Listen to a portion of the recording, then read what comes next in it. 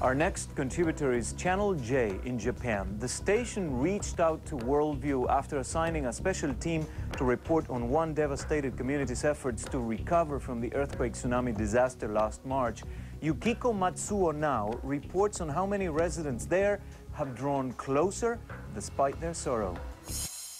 I am in Wakabayashi ward of Sendai City, one of the areas most devastated by the earthquake and tsunami in March.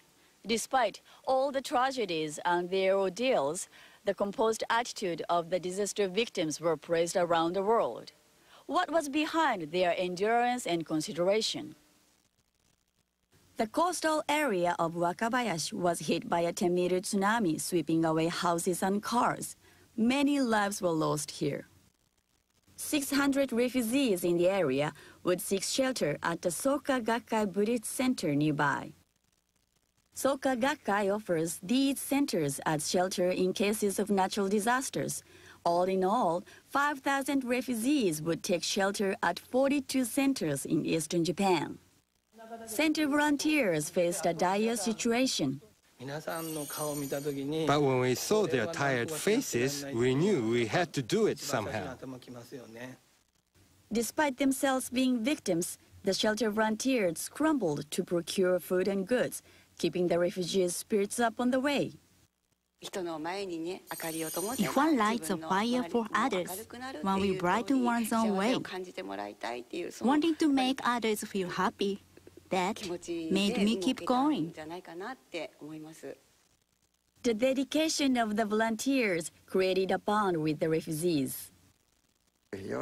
Time came to leave, but we just had to show our gratitude, so we wiped the whole place clean.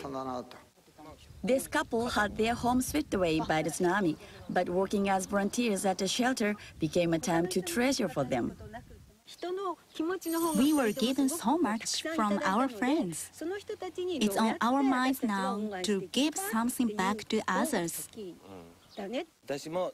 I've come so far in my life by support from others. I consider this as a way to repay for those kindnesses by reaching out to some others, hopefully from now on as well. It is said bonds between people have become weak in post-war Japan. But in this time of trouble, we have seen that altruistic spirit, compassion, at its best. And that in the end might be the key for us in the future. Yukiko Matsuo, Channel J for CNN Worldview.